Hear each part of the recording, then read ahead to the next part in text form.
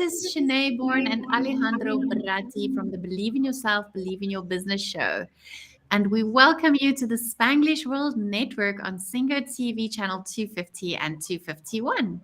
Please remember to download both the Singo TV app on iOS and Android devices. And while you download, make sure to rate and leave a comment. The app is free, and Singo TV is also available on Google Chromecast, Amazon Fire and Fire TV sticks, and Roku sticks, and all smart TV devices from 2016 forward. And today we welcome Diane. How are you, Diane? I am feeling amazing. How are you doing? I'm doing excellent, thank you. How are you, Alejandro?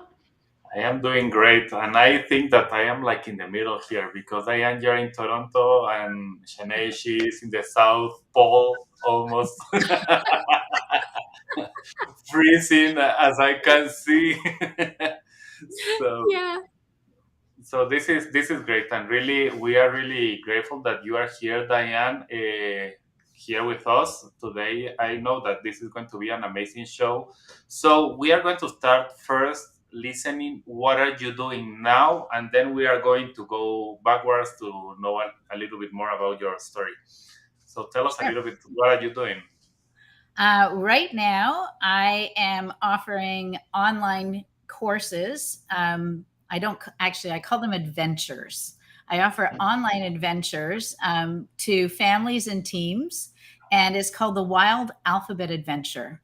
And the whole idea is to practice learning, unlearning, and relearning so that that can be your model of learning for life.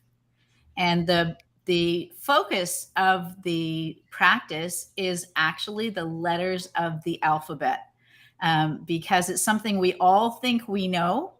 And when you find out that you don't know it as well as you think you do, and then you go into this adventure to create a model of every letter for yourself, and literally out of clay, and then master and really learn it in a new way, it changes everything. Yeah. That sounds really exciting. So that's why for me, I was telling you this is very interesting today because Diane discovered how to do this, and now we are going to learn how was that process and where is she coming. So Diane, let's go back now to your life to understand. Even I don't know if you want to share before you were a tax Sure. expert, or even before, but just to understand who is Diane, where are you coming from, who you were before you believe in yourself, and how you started to realize all the things that you are doing now. Well, what's really interesting is my passion for education and being involved in educational reform for more than 20 years was not something I ever anticipated. As you mentioned, I began as a tax lawyer, and thought that that was the best thing that I could be doing. But my children changed my direction and my focus. But even before that, I I was never really a big fan of educational systems the way they traditionally are.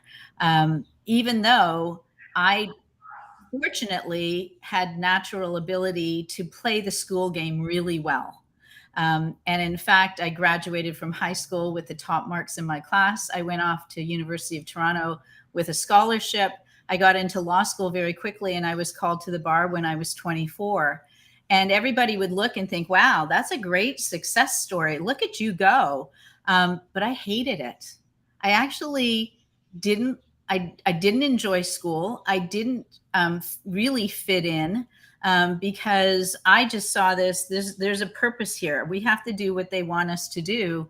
And and there was a big disconnect with who I thought I was and what I had to be every day to play this game of school. And I thought, but this is the way it is, and so this is what I do. Um, and and deciding to become a tax lawyer because I realized, I it was intellectually stimulating and it was kind of fun.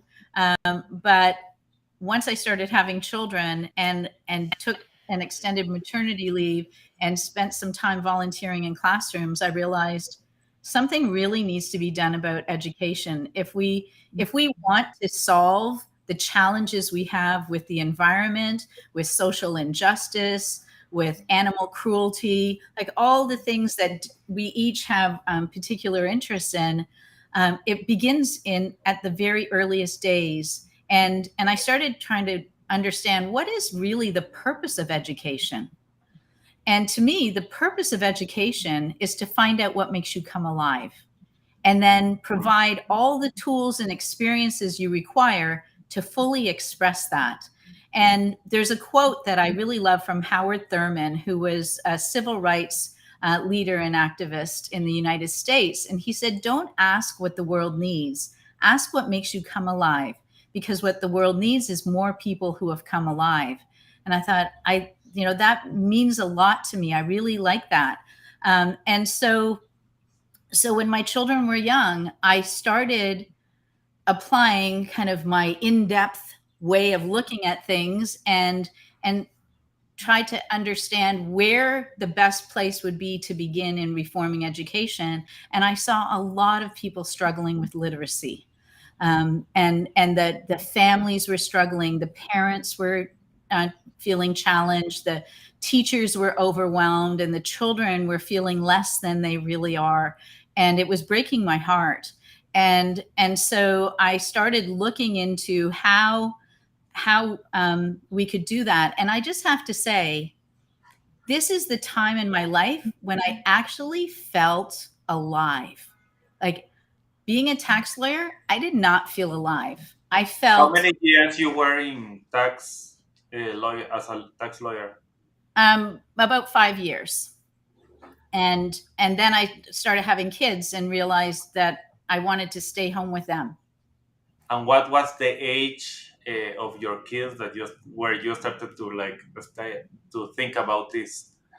Well, it was really my eldest son, who now is 35, so it's been a while. But when he was 10 years old, he just stopped cooperating in school.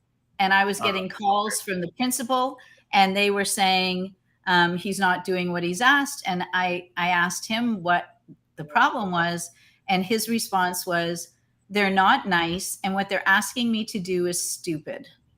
And I thought, can't really go to the principal with that response. But I also said, I totally get it. Like, I get what you're saying. Like, and in his perspective, they weren't nice. And for a number of reasons. But I also discovered that he had certain gaps. We had him tested. His IQ was above the 99th percentile, like what they call dangerously gifted. But there were some gaps that he had, and particularly with respect to literacy, where he had messy writing and poor spelling. And I thought, he was a voracious reader, but there was something there. And I started looking into solutions for that. And so I came upon a man named Ron Davis, who had written a book in the 90s called The Gift of Dyslexia. And he was talking about dyslexia in a much broader way than many people do. It was basically, if any challenges you have with respect to reading and writing are causing a problem for you, then that is dyslexia. And some people just say, well, no, dyslexia means you really can't read, or it's much deeper than that. But he took this very broad approach, and I decided to go and experience their first level of training for people to give a good foundation for literacy. And this was in 1999. So it took me a couple of years to kind of figure out, what am I going to do? And I saw that this is what I wanted to do. And so I went to this workshop, and there were 35 seasoned educators and me. And we had to introduce ourselves. And so I stood up and I said, well, I'm Diane Devenyi. I'm a tax lawyer. I'm a mother of 3. And I'm here to revamp education on the planet. And then I sat down. And I thought, what did I just say? And I thought, who who talks about the planet? It was 1999. Like, we didn't have the same reach we do now. And I thought, what on earth does that even look like? But the only thing I knew was that it was true. I could feel the truth of that statement.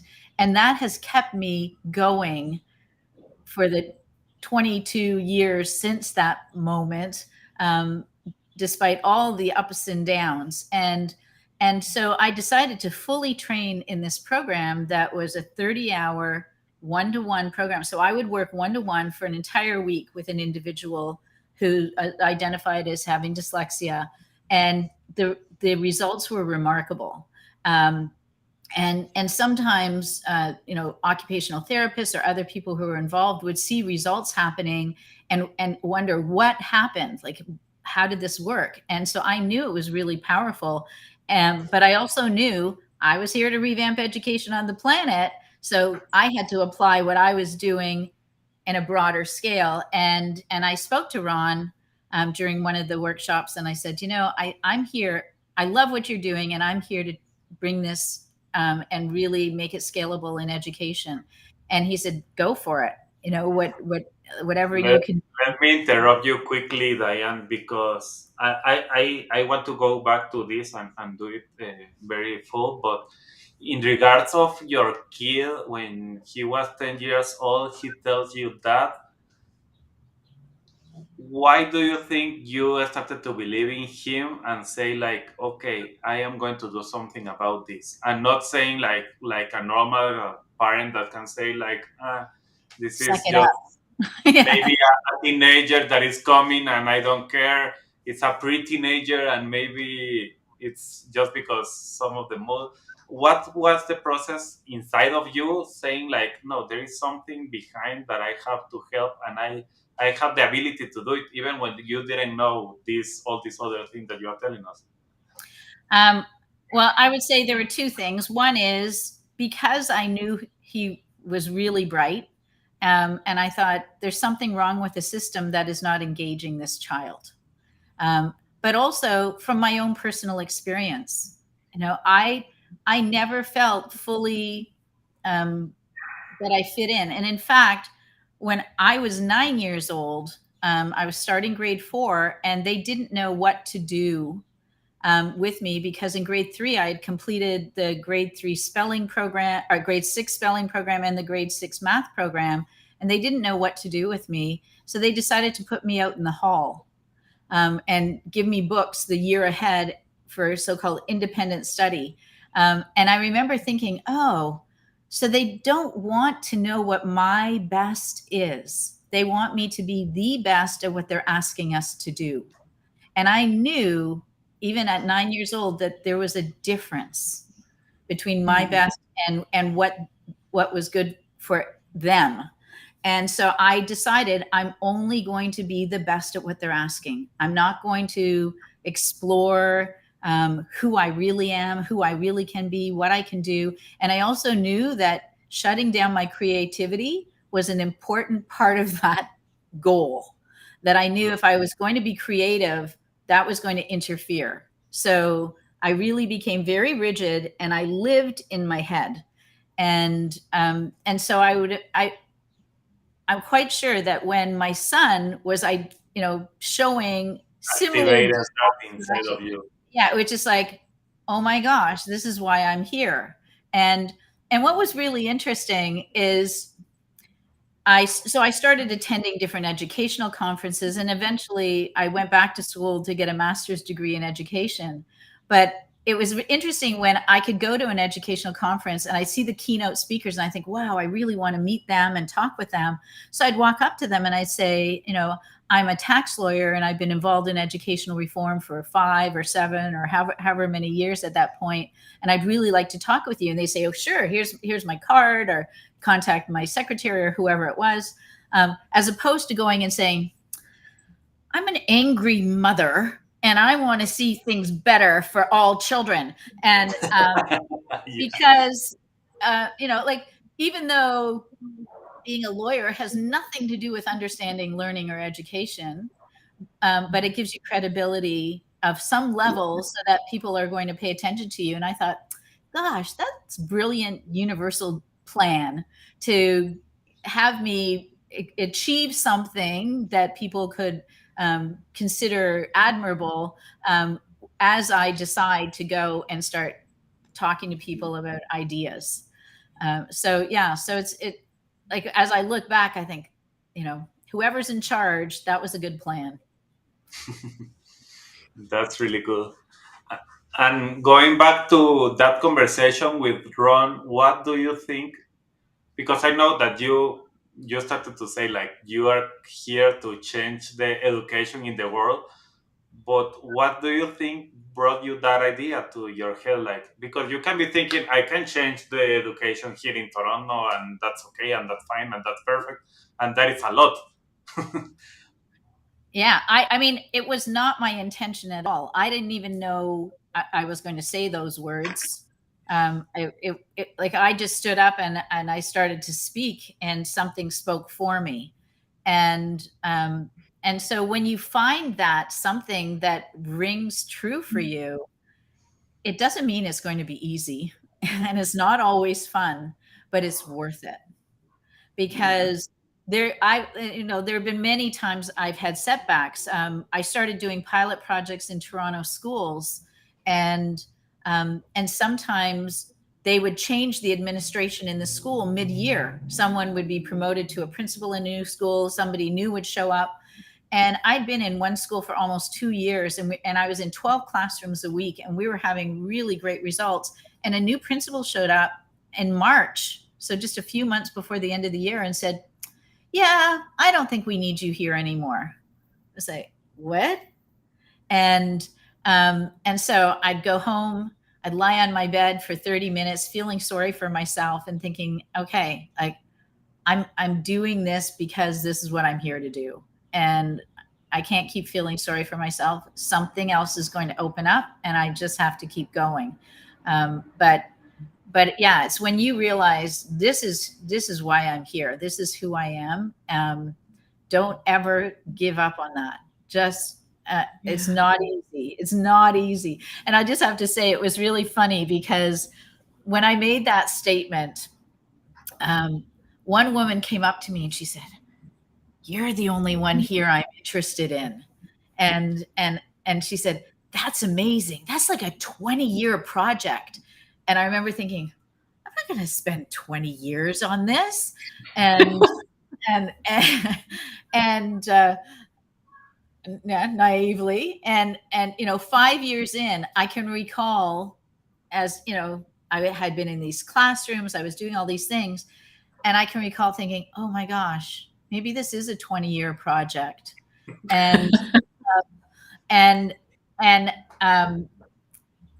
and then the interesting thing was, in 2020, so 20 years later, my first grandchild was born to that same son. And I was working on some things, and I was being frustrated because I was trying to get someone to help me illustrate this journal, the success guide that I created for part of my course. And I swear that little guy spoke to me and he said, "Grandma, you promise that if I come here, you are going to," because, oh, yeah. So the story was, I was thinking, my kids aren't going to benefit from this, but my grandchildren will.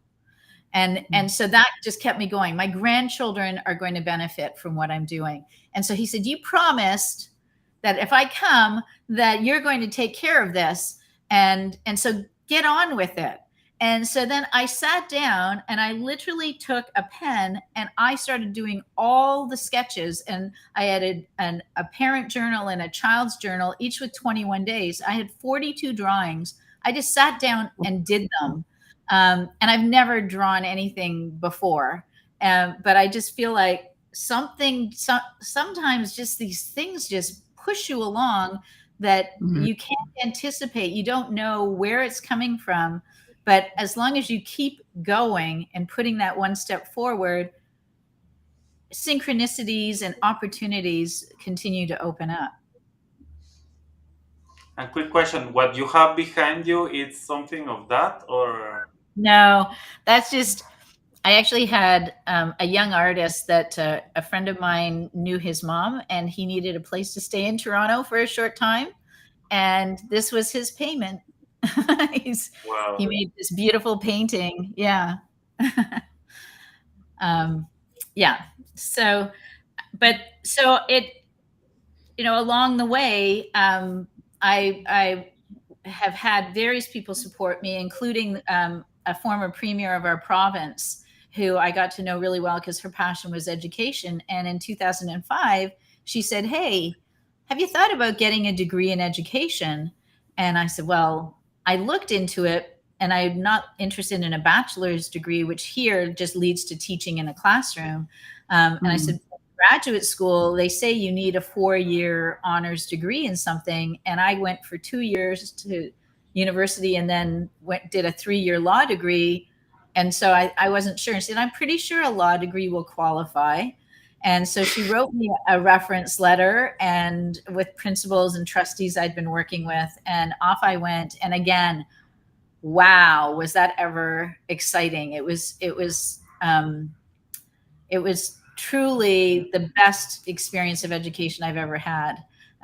Just being able to do when you're doing what is in your heart, and when you're really following your passion, you just, there's not enough learning that you can do. And and even I misunderstood what my courses were worth. And I remember meeting towards the end with my academic advisor, and she was saying, "Oh, so what are your plans for graduation?" Da da da. And I said, "Oh, well, I've got this and this and this and this and this course I'm still going to do, and then I'll be ready." And she said, "No, no, this is your last term of coursework. You've already done the required number of courses." And I thought, no. And so I actually stayed on another term while I was doing my research project, taking more courses because I couldn't stop. And so that's when you know you're in the right place. Mm. And so, yeah, but then the other thing that started happening is, um, because I was applying everything to myself, and even when I took the program with Ron Davis, and one of the things that we do is make an alphabet, and both the capital and the small letters, or uppercase and lowercase, out of clay. And when I experienced holding these letters in my hands and activating my imagination to integrate them in a visceral way into my body, everything changed. Like, I could feel comprehension in my body in a way that I never had before. And then I jokingly started saying I was a recovering lawyer, recovering from living in here and suddenly having a complete um, experience of what learning feels like in your entire body. But the other thing that happened is I started out of the blue writing spoken word poetry, which I wasn't something that was again on my radar at all. But I would be woken up sometimes in the middle of the night, sometimes at 5 o'clock in the morning, and just be, I feel I had to go to my computer and I'd start typing, and I would have these words in front of me. The first one was just at the end of my master's program, and I called it Education 3.0, and it's a vision for that I still hold for the future of education, of all that can happen. Um, and and so, I mean, if you're interested, I could even share I I one or want to. two. What I would love to know is if there is a way we can do something here live, if you want to, with Shanae or with me, with any of, just to understand what is exactly what are you talking about, because I find this really interesting, uh, Mm. understanding all these things. And there is something that I know I was a person that always was in my mind, and I have been working a lot to move to my body also, like you are saying. uh, and it's something that sometimes when you are an engineer, or you are a lawyer, or you are like, you have to have everything in your head, and that's the only thing that is important. It doesn't matter your heart. You have to understand that right now you have to push it away because it's not going to help you to take all the decision that you have to take. But what you are talking is, okay, I am helping people right now with coaching and other stuff to really connect with their hearts, but you are talking something completely different. It's using language to connect with your heart, so, and start to live with that. So that's a perspective completely different. So for me it's curiosity how to do Well, that. the first, I mean, the process is very hands-on, and so really, like, I'll just, for example, I'll just pick up a letter I was just working. I don't know if it's reversed for you because my camera's reversed, but this is a lowercase y, and putting it in your hands and feeling it and sending the picture. But I also, I don't know if I could, I don't know how to change my camera setting, but there's an entire alphabet. Yeah, I That's see that. cool. But when we do lowercase, we start with Z or Z, depending on where in the world you are. But before we do all of that, it's understanding any places where there is a lack of certainty for order. And so if you're interested, but you'd have to have a piece of paper and a pen handy. I don't know if you have that. I mean, ideally lined paper, just so you can be in more control of it that way. I found this. Okay, I will Okay. take out. And so as long as I'll be able to see it, I guess it would have Or been the a good, other thing is I can use the whiteboard there. but that might be hard for you to do it accurately. Like it's really, Okay. yeah, like it might be hard. But if you are able to point your camera towards it when you're done, I don't know if you can do that.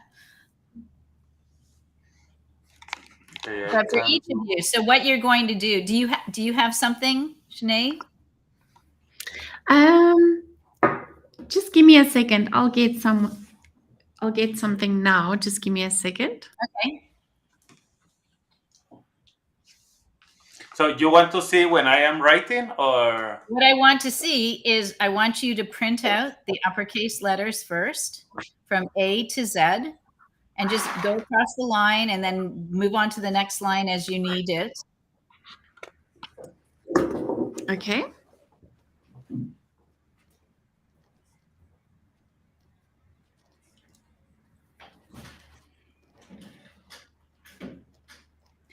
And this is what I call the most misunderstood and underappreciated aspect of literacy, that people don't realize the importance of absolute certainty. And each person is unique in how important certainty is to them and how it affects them and how distracting it can be. But I found, and I had pretty nice penmanship because my mom is of that generation that had really beautiful penmanship. That was a big part of their education. And I did my best to copy hers. And then when you're finished the uppercase, now start a new line and do lowercase from A to Z. But I'm going to need to see it. And so, once you're finished, so you might hold it up and I can look at it, or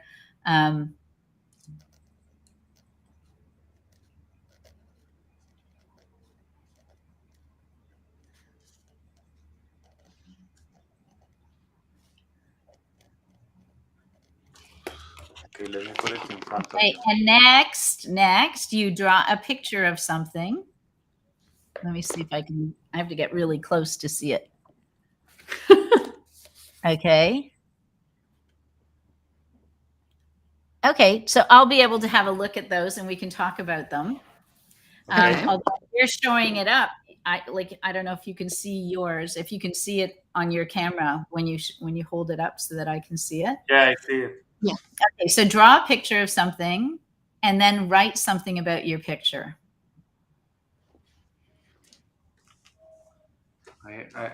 I don't consider myself a good painter, but I'm not looking for Rembrandt. But I'll explain to you what each component does of this little assessment. There are a lot of school districts around the world that are trying to figure out how to support students who are struggling with literacy. And one of the biggest challenges is that the assessments are very deep and intense and expensive. And I know in my province, when there's a child who identifies as having an issue, they won't even consider doing an assessment until they're in grade 3 or 8 years old. And even then, they just get on a waiting list. And Oh, wow. And so many years pass where the child continues to feel that they're falling further and further behind. This assessment I'm showing you can change all of that. And that's I'm hoping that by the end of next month, I will have my first book in a series I've been writing, and it's called Dear Genius, Harness the Hidden Power in Your ABCs. And it's talking about this whole assessment process and how this, what I call disorder in one's alphabet, a lack of order. It's not a disorder in the person. It's a lack of order in what you create when you're asked to produce writing, is a major cause of many literacy issues. It's a major root cause of many literacy issues. And so if we can have a look at what you've got, and you notice that I've been talking so that you're kind of distracted and things like that. Okay, so we'll start with Alejandro, and I had to get really close, so it's going to look kind of funny on my camera. Maybe I don't know what I should do. Maybe I can close my camera for a moment, just so it's not looking there. Okay. So what I'm looking for are certain things. The uppercase letters, every single one of them is the same height. You know, they occupy the same space in the line. And I look for, where did the person start relative to the line? And we see that the A is really almost a little below, like it's very connected to the line. And every letter should be the same height and the same connection. It's not uncommon for letters to kind of ride up and down a little bit. Just as we see a slight thing happening with Alejandro's, his letters are generally the same height.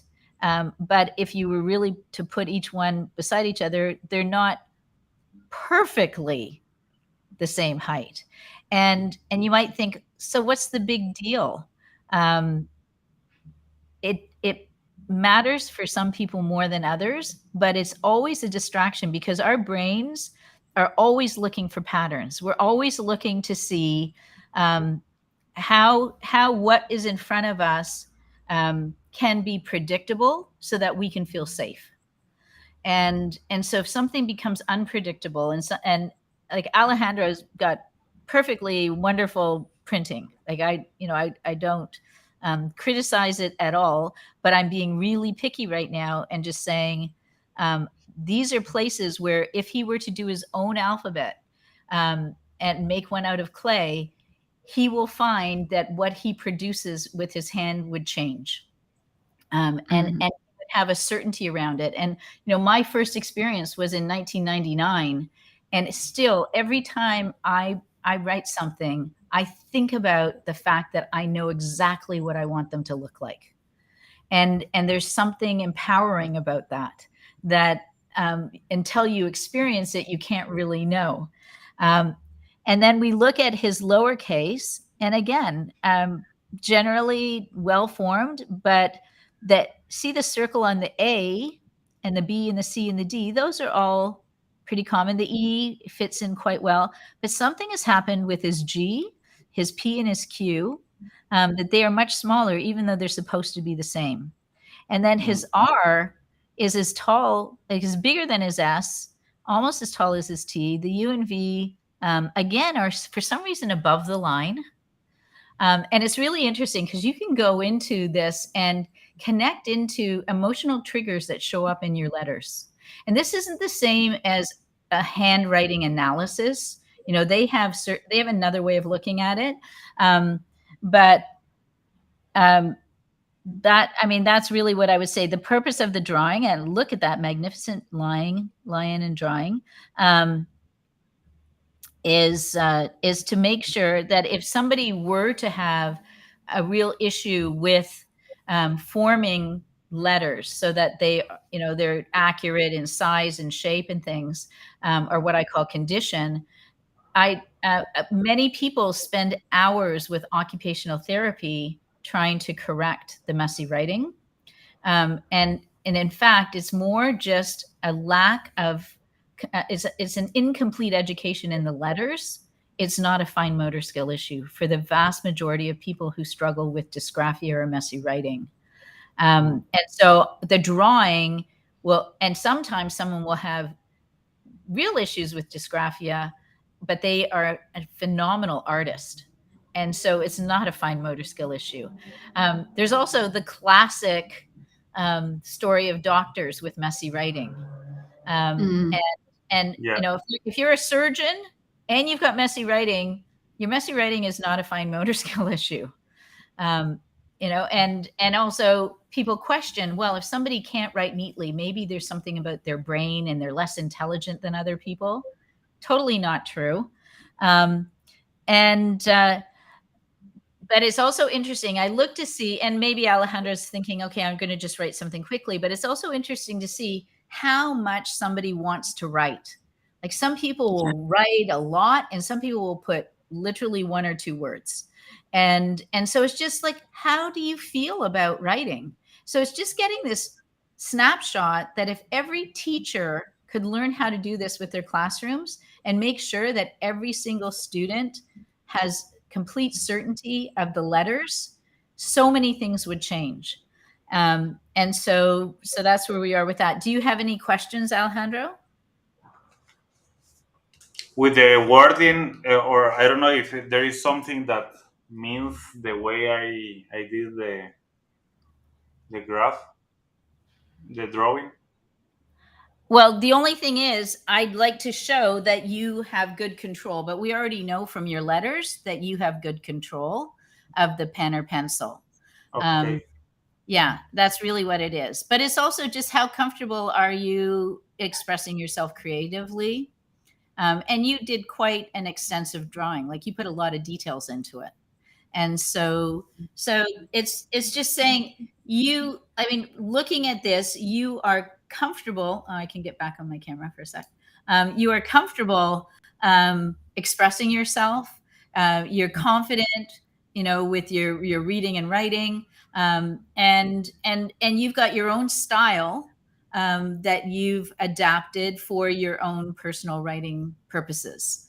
And so, but if you wanted to unlearn what you have and relearn something else to give your brain and body an experience of what that means to unlearn and relearn, then that's when you would have this adventure into the wild alphabet. And what are the things that you start to learn? Okay, I can say like I feel okay, I'm fine, but I am looking to improve in other areas of my life. Why I would like to unlearn the alphabet and learn it again?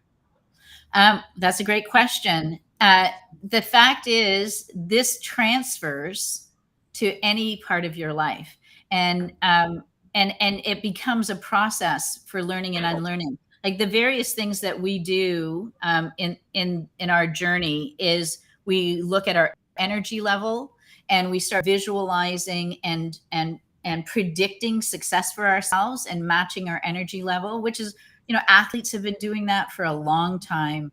And so so it's just using your ability to have a growth mindset towards learning, and have a specific process for staying focused, making sure in your body that your everything is working in your favor. And so I actually decided to try something I'd been afraid to do my whole life. And so in 2004, I went for my first dance lesson. And and and and I'd always been afraid of dancing. I love to sing. I've been a musician my whole life, but That's so dancing scared me. That And thing at the shower, no? Well, yeah, I mean, one of my brothers was a high school music instructor specializing in choral work. So I always joke that my sisters and I were his first students.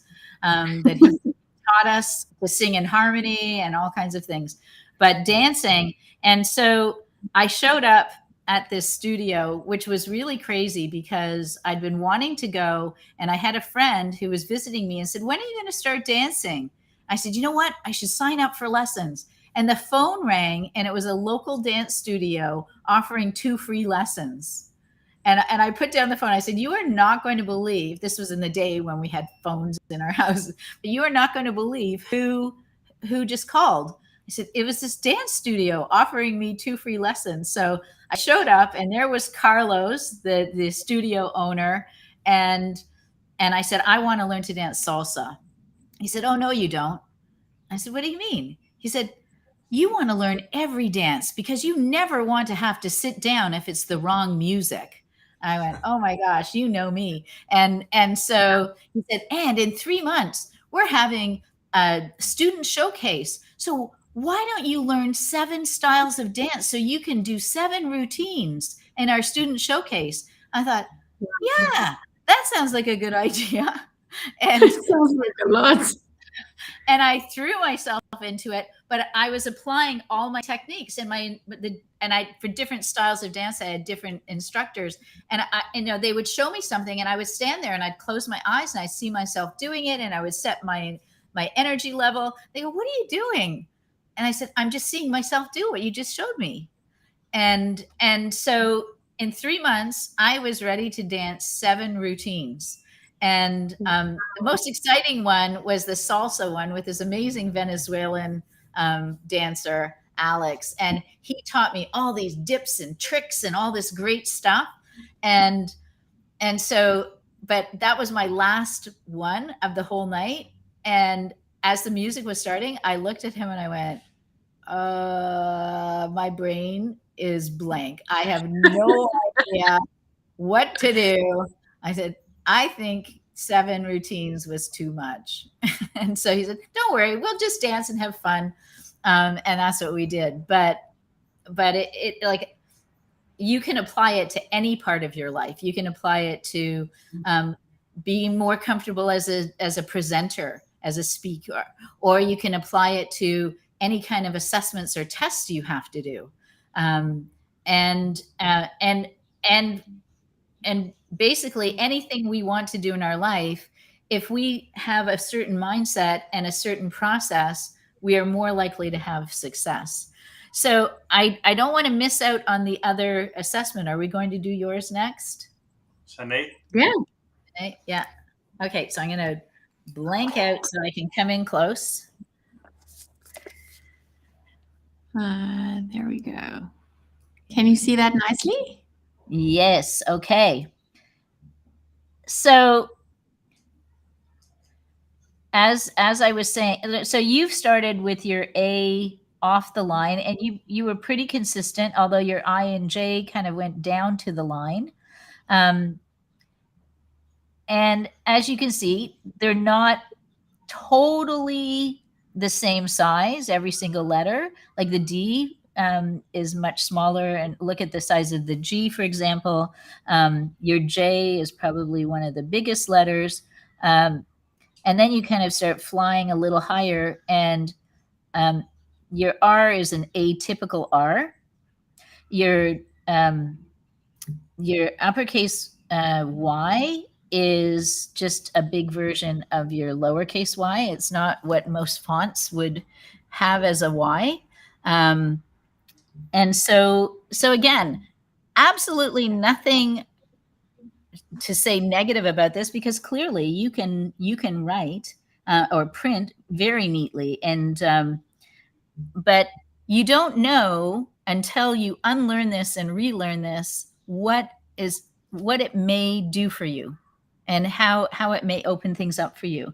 And again, the like, look at the difference in size of the round part of your A and B and your D, and your P and your Q are slightly different, and so those little things, they are going on in the background in your mind all the time, and you may have learned to just ignore them or quiet them, but Yeah.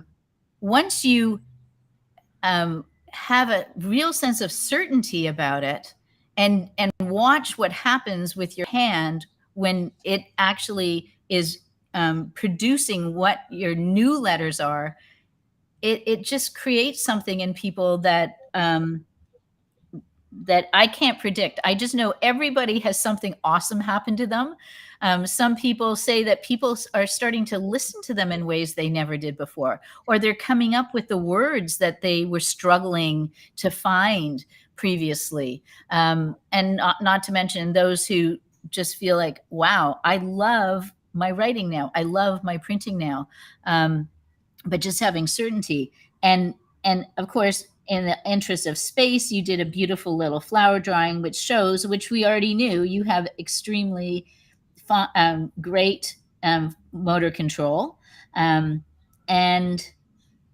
your little statement um, is cute, and so again, this is somebody who would look, okay, you can take it down, thanks. This is somebody who would look and say, I'm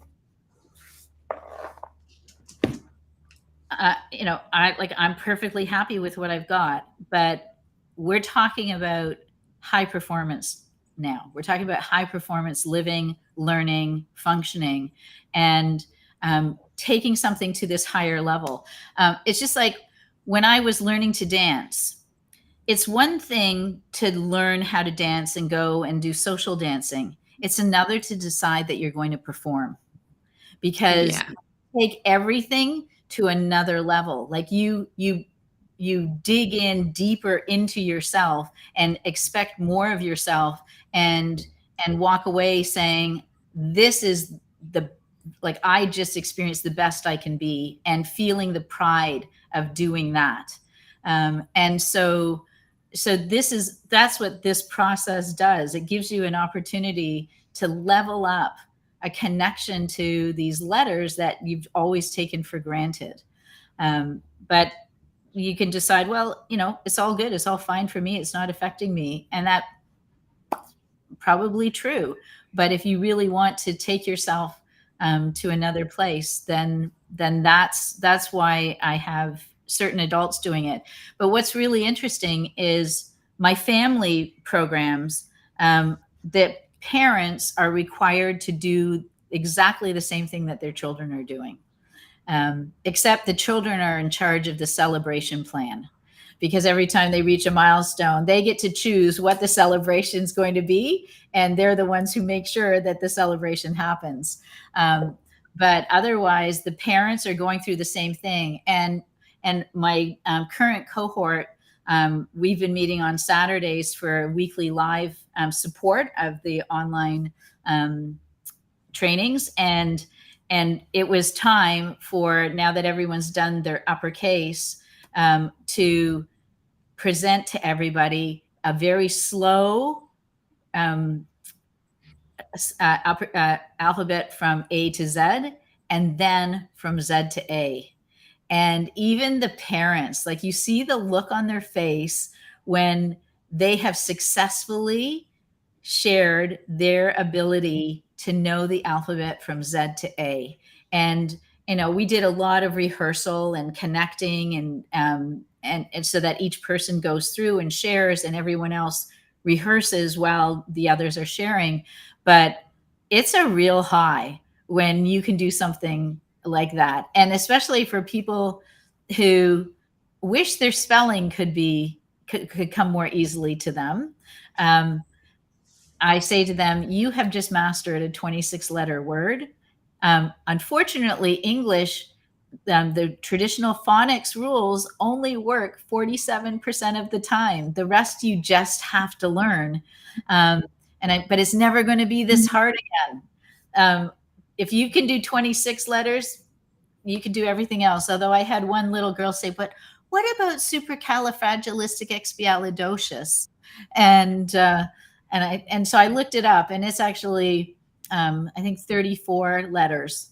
And I said, well, go for it. If you want to do that one, go for it. But yeah, it's just there's all these little pieces, and we don't realize what distractions are doing. And so there are often people that I meet who talk about having issues with attention and trying to sort that out. And I'll always say to them, I'll do an assessment and I'll say, I can see here certain gaps or certain lack of order. And I recommend that you resolve that and then talk about attention, because part of the process is we have focusing tools that we use, but you're also quieting that chatter that could be going on in the back of your mind all the time as you're trying to make sense of what you're looking at. Quick, because we are at the end of the show already. So I have just two quick questions. One is, when you are working with children, what are the ages that you recommend to start with?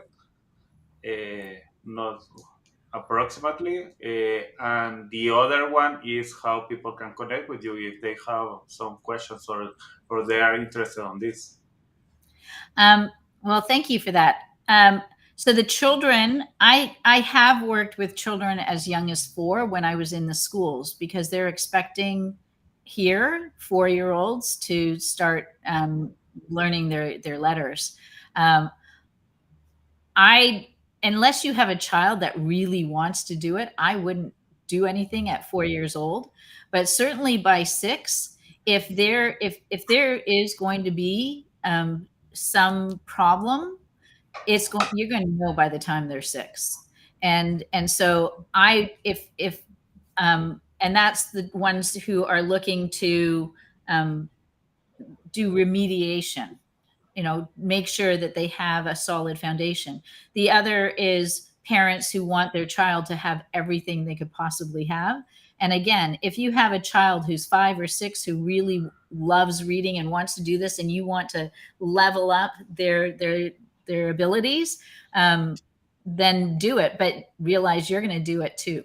The parents are going to do it. I have a 4 years old that he's already learning all the alphabet, and because he wanted, not because he's exactly. So when you have that, then if that's their interest, I guarantee you making an alphabet out of clay will be the most fun thing they've ever done with letters. Like there are, I know in Montessori schools, they have sandpaper letters, and they do a certain thing, but it's not the same as making your own letters out of clay. But a 4-year-old who's interested, absolutely. A 6-year-old who's not, I would give them a chance to have some motivation, because if it doesn't matter to them, then don't let it matter to you. But if it does matter to them, then you have something you can do about it.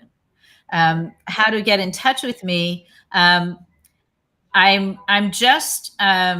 just switching our website, but it is going to be thelearningforce.com, hopefully by the end of this week.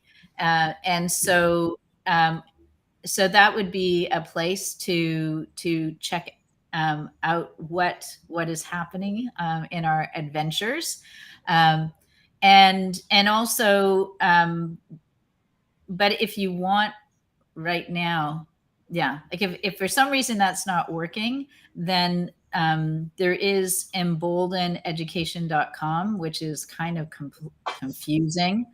but it's MBOLDN because I have the M and N, which are the center of the alphabet, and split it in half and put bold right in the middle. And so that's how you can think about it, like MBoldN education.com. If you write to support at emboldeneducation.com, then you can find out more about what we're doing. You can get on the pre-order list for the book that will be coming out soon. And also, if you're interested in what we just demonstrated with the assessments, if anyone's interested in that, I put together what I call assessathons, where people submit things and then we go over them together. And so if people are interested in that, they could do that as well.